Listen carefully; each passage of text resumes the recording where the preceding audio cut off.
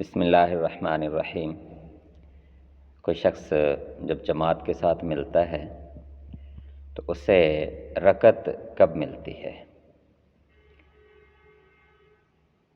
المختصر الصغیر لابن الحکیم باب الامامہ۔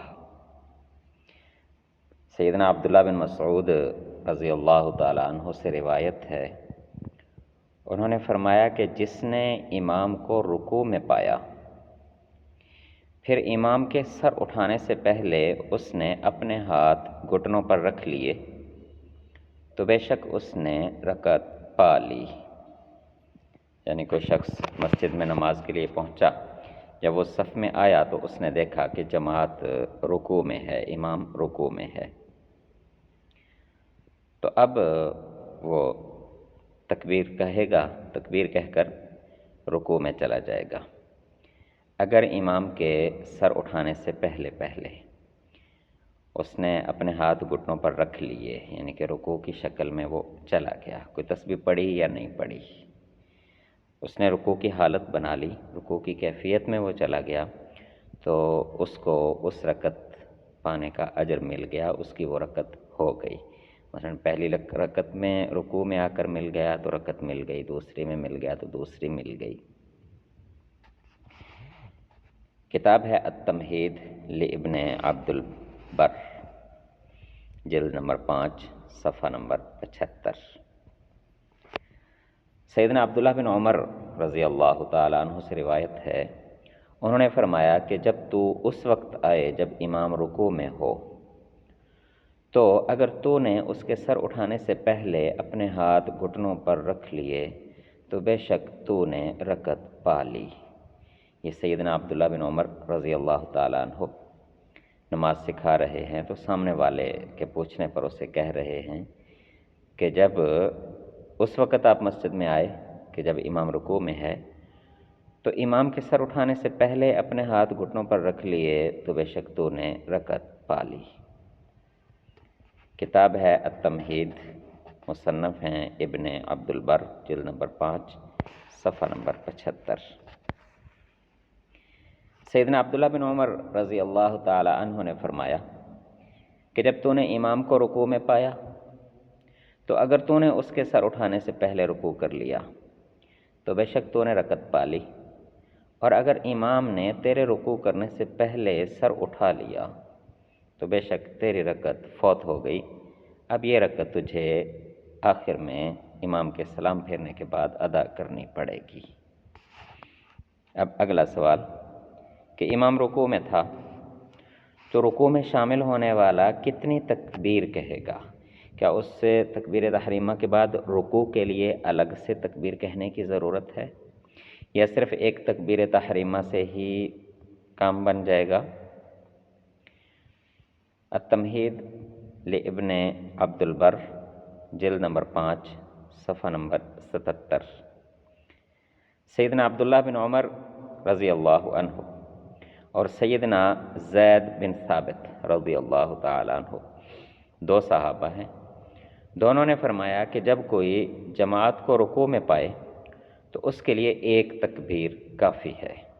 یعنی اگر تو اس کے پاس وقت ہے تو آئے پہلے ایک تکبیر کہے، رکعت امام کے ساتھ مل جائے، پھر جب امام رکوع میں جائے تو دوسری تکبیر کہے تو رکوع میں چلا جائے۔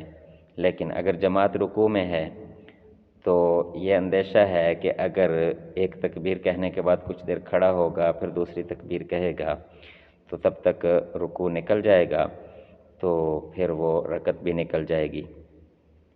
تو نبی اکرم صلی اللہ علیہ وسلم کا حکم بھی یہی ہے کہ امام جس حالت میں ہو بس اسی حالت میں امام کے ساتھ شامل ہو جائے۔ تو اب یہاں نماز کا آغاز کرنے سے پہلے تکبیر تحریمہ فرض ہے، نماز کا آغاز تکبیر تحریمہ سے ہوتا ہے، تو سیدنا عبداللہ بن عمر رضی اللہ تعالیٰ عنہ اور سیدنا زید بن ثابت رضی اللہ تعالیٰ عنہ یہی فرماتے ہیں کہ بس وہ ایک تکبیر کہے، اس کی نماز کا آغاز ہو گیا، اب امام رکوع میں ہے تو امام کے ساتھ وہ رکوع میں چلا جائے۔ لیکن اگر دوسری تکبیر کہنے سے رکوع کے فوت ہونے کا اندیشہ نہیں ہے، وقت میں کچھ گنجائش ہے، تو پہلی مرتبہ ہاتھ اٹھا کر تکبیر تحریمہ کہے، پھر دوسری تکبیر کہہ کر رکوع میں شامل ہو جائے۔ جسے رکوع نہ ملے وہ سجدہ کرنے میں زیادہ کوشش نہ کرے۔ یہی کتاب ہے التمہید، علامہ ابن عبد البر رحمۃ اللہ علیہ، جلد نمبر 5 صفحہ نمبر 76۔ سیدنا علی المرتضیٰ رضی اللہ تعالی عنہ سے روایت ہے، انہوں نے فرمایا کہ جب کوئی رکوع نہ پا سکے تو سجدہ کے لیے زیادہ کوشش نہ کرے۔ یعنی سکون سے انسان آیا، صف میں شامل ہو گیا، تو اب انسان کو یہ ہوتا ہے کہ مجھے رکعت مل جائے، تو اس کے لیے وہ کوشش کرتا ہے۔ تو اگر تو رکوع پانے کے لیے کوشش کی اور رکوع مل گیا تو سمجھو رکعت مل گئی، لیکن اگر رکوع نکل گیا تو اب زیادہ جلدی کرنے کی ضرورت نہیں ہے، سکون سے آئے، صف میں پہنچے اور پھر امام کو پہلے سجدے میں پا لے، دوسرے میں پا لے یا تشہد میں پا لے، تو جس موقع پر بھی پا لے سکون سے امام کے ساتھ شامل ہو جائے۔ سجدہ کے لیے زیادہ بھاگنے کی ضرورت نہیں ہے، کیونکہ سجدہ پا لینے سے کوئی رکعت تو نہیں ملے گی۔ التمہید لابن عبد البر، جلد نمبر 5 صفحہ نمبر 76۔ سیدنا عبداللہ بن مسعود رضی اللہ تعالیٰ عنہ نے فرمایا کہ جب کوئی رکوع نہ پائے تو وہ سجدہ کے لیے زیادہ کوشش نہ کرے، یعنی رکعت پانے کا موقع نکل چکا ہے۔ تو یہ سارے صحابہ کرام رضوان اللہ علیہم اجمعین سے یہ روایات ہیں، تو وہ سب یہی سمجھتے تھے کہ رکوع میں اگر امام کے ساتھ انسان ایک تکبیر کہے اور شامل ہو جائے تو اسے رکعت مل جاتی ہے۔ تو اب کچھ احباب یہ کہتے ہیں کہ جی امام کے پیچھے بھی سورہ فاتحہ پڑھنا اسی طرح فرض ہے جس طرح اکیلے میں پڑھنا فرض ہے، تو ان کے مسائل پھر اپنے ہیں۔ وہ اگر کوئی احباب یہ نظریہ رکھتے ہوں وہ اپنے علماء سے یہ مسائل سمجھ لیں۔